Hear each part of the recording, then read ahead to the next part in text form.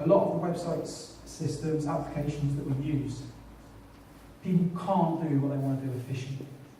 And I think that keyword, efficiently, is quite important when it comes to usability. So we do a quick scenario. So we have an e-commerce store. They have a member of staff at their company and they've been tasked with a job. And that job is just a basic administration task. Their job is to add 35 new products that have just become available from their supplier, and they need to add those onto their website. Now they haven't actually got the stock in yet, but they want to get the products on the website so that when the stock comes in, they can go on the website, add the stock, post it to live, and they can go. So they log into the back end of their system, they go to products, they click on add new.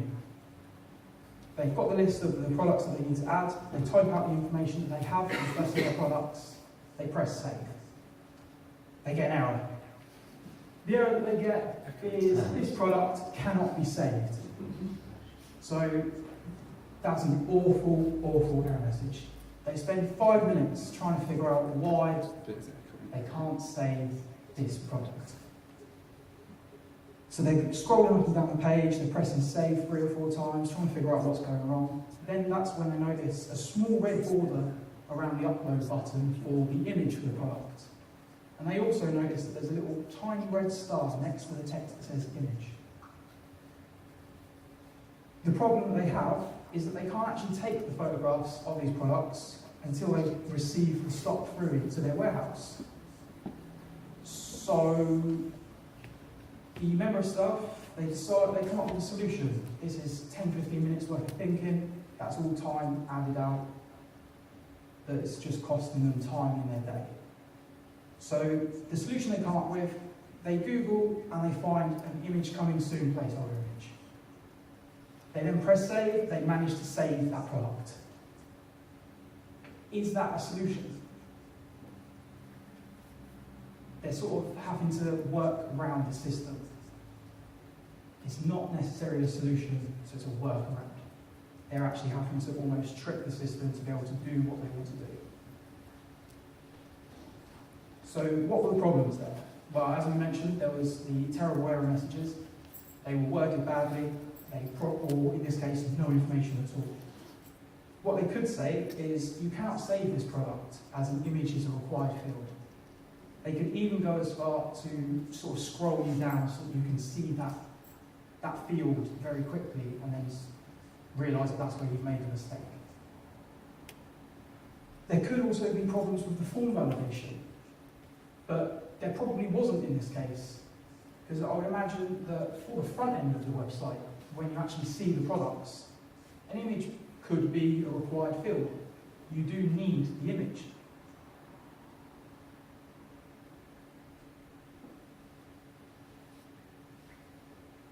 You also have the issue of the flow of the task.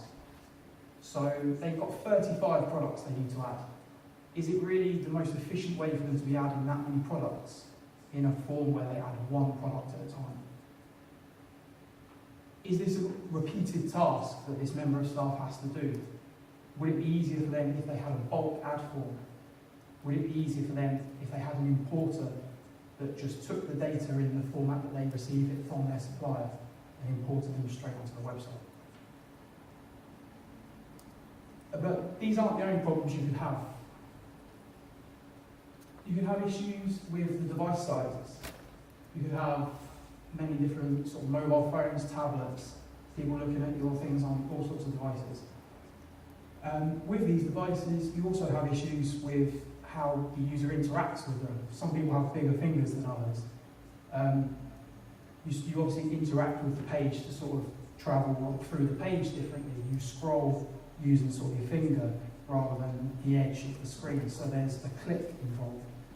So a really common error in issue with this will be if you have a Google Maps that's sort of full screen.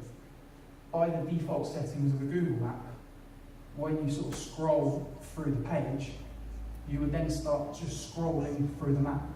You wouldn't be able to reach the bottom of your page. And then when it comes to devices as well, we have many, many new things. such as wearables that are becoming more and more popular. And with the release of the new Apple TV, we've even seen cases of sort of e-commerce and things like that done really nicely and really professionally on a TV. You could also have issues with the operating systems or the browsers. These can all limit and affect the rendering, where you have sort of fonts that look differently on one browser to another. And you may not be able to make use of the newer sort of technologies that allow you to do things a lot quicker, a lot easier, a lot nicer.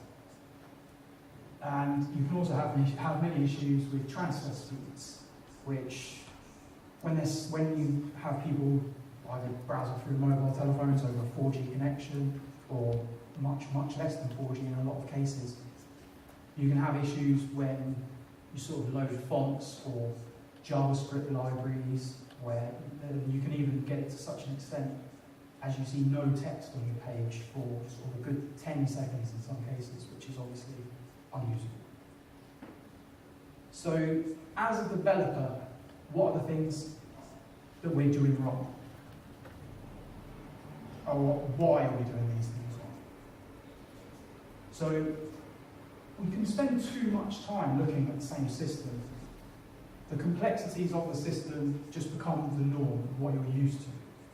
And you obviously, you learn the complexities and the nuances of the system that you're working.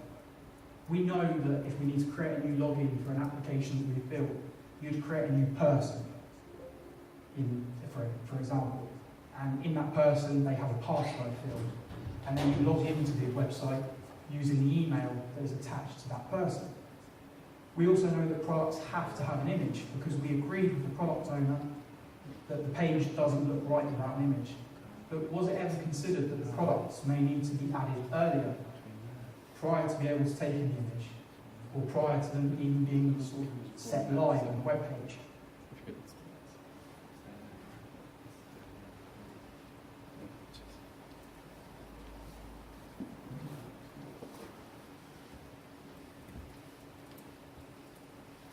And there's even times where the tests that we write, we can see that a blog post is successfully created, but it doesn't measure the ease of how that was created by a user. How many clicks are there to get to a point where they can start writing the content? Can it be saved and come back to without the half-finished blog being live on the website? If they just walk away from their computer while they're writing the blog article, what will happen if it gets disconnected or they lose their content? But I'd say, as developers, a lot of these things aren't our fault. We have a tendency to think a bit like machines at times. I'm not saying we're robots. I'm not necessarily saying that we're beautiful mind-esque hyper geniuses.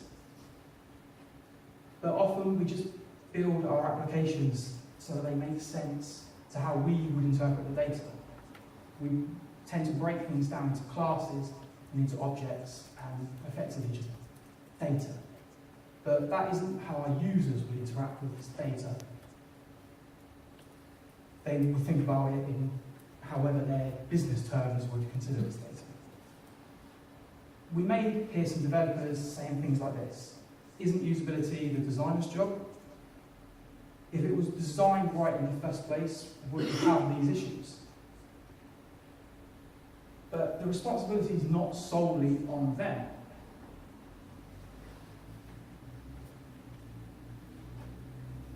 You could say that a designer should be involved from the beginning of the project all the way through to the end of the project. Sometimes designs are handed over to the developer and then they're forgotten about by the designer entirely. You could say that these issues should have been picked up by testers. But at the end of the day, these are all things that need to be done by somebody, and we all need to start thinking about it more. It's as much our responsibility as theirs. And if there's any aspect that we can improve how we work or just get better at our jobs, surely we should all be trying to do that. So, what can we do to improve that? All I've done so far is point out our flaws. So I think one of the main things we need to do is actually just think about usability actually have it at the forefront of our mind. So when we're working, just thinking about it when you're making everyday decisions. If I'm using a web font that's pulled down to my website over a content delivery network, do I need all 36 variants of that font? Will it cause issues if I have them? If you have a taxonomy for sort of categories in a system, and you're giving your user a sort of selection how to sort of assign that taxonomy to a piece of content, is how many terms are in that taxonomy. If it's just sort of 5 or 6, a select box may be ideal, but is that the best long-term solution? Will that count of taxonomies always be the same?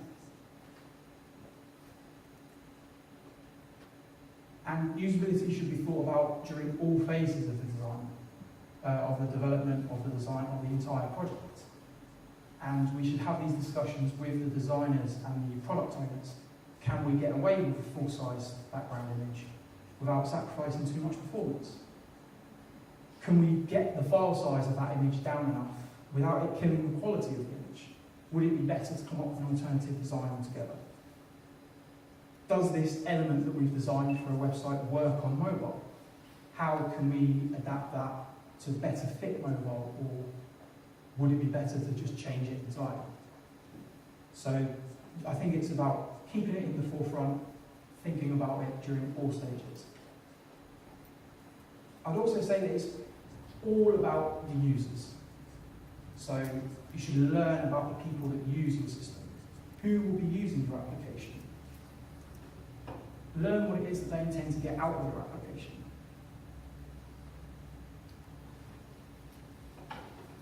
This can all be done using techniques such as interviewing the product owners, having a constant flow of discussion and communication with the people that will be using it. You can do usability testing. In fact, you should do usability testing. You should insist on it. Having designing on that can also help so that they know the issues that your users are having with the website. They can keep those at the forefront of their mind while they're designing. Having these users testing sessions are invaluable to finding out how your users use what you've built. And I think the best ways to make the best use out of having usability testing is having sort of set tasks for them to carry out, whether that's sort of specific administration tasks, or if it's consumer tasks like actually making a purchase on the website or finding a product on the website. And you should make use of all the feedback that comes from the usability sessions, the testing sessions, sorry. Because you will find use cases that you would never have imagined to happen. So a quick story about a usability testing session that we once held. We actually had a lady, we asked her to find a specific page on the website. It was a new website that we were in prototyping stages of. And so she had a vague idea of the company structure and how they worked. And we asked her to find a specific page. So she scrolled through 2 sub-pages and she clicked on categories and navigation settings. And she found this page, which we picked out because we knew it was a very deep in the sitemap, this page. And she found it just by navigation. We asked her why she didn't use the search that we'd sort of refactored and had as sort of the major banner of the website was this new search system that we put in place. We asked her why she didn't use it. Her response was that the search on their old website never worked, so she didn't even think to try it. Now, I don't know if that disproves my own point that we should try and make things usable, because obviously if they've had that bad experience, they could never try it again. But I do know that it is another example of somebody knowing the constraints of the system and then trying to make their workflow as efficient as possible, knowing that that's a constraint. So she's so used to it not working, she's not even going to bother wasting her time on trying it again.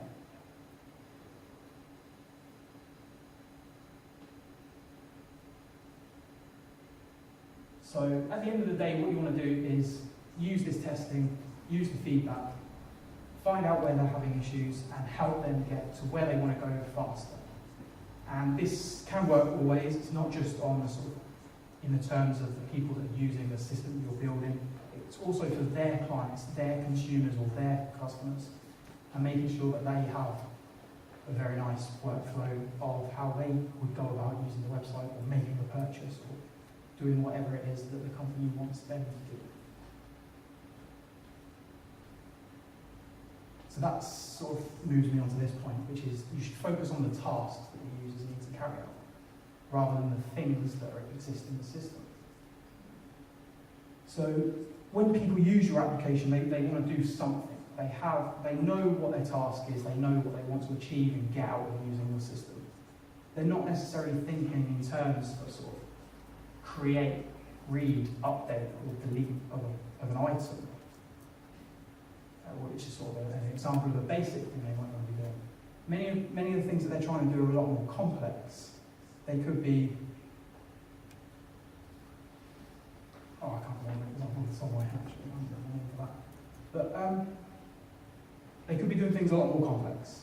That could involve the creation and the updating of multiple different things that are tied to each other in however the ways that they are tied to each other in this system. If these specific tasks are carried out often, and especially if they're tasks that are core to this person's business, such as making purchases or subscribing to a newsletter, if that is a core task of this business, what we need to do is make that thing easier, a lot easier, and make their lives easier. So I'm Jackson Willis, and at the beginning of the talk, I said I was a web developer at Carswell Gordon, an agency in Southampton. Before that, I was a freelance web developer, and I've been at Carswell Gordon for about 2 years. And I've always thought of my title as web developer. I've never specialised in one way or the other enough to say I was a front-end developer or a back-end developer. But yesterday, a web developer called Paul Boag published a blog which was on a very similar topic to what this talk is. And he closed this blog out by saying you should refer to yourself as a user experience developer. So he says that you should adopt this title, even if it's not official. Start calling yourself a user experience developer. A lot of people say that job titles don't matter, but he disagrees. He thinks if you call yourself a user experience developer, that two things will start to happen. First, you will work harder to live up to that title by putting the user's needs first and at the forefront of everything you do. And he also says that people will start consulting you about these issues. That way you'll stop being an outsider and creating better user experiences, and you'll start to change people's perception of that role. So on that recommendation, and with those same goals of putting user needs first and having it sparked as a discussion, trying to get as many people talking about it as possible, I'm Jackson Willis,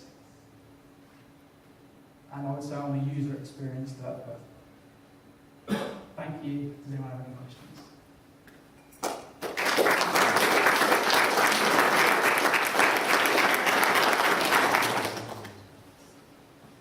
Any questions? Yes. Wouldn't you not consider yourself still a designer?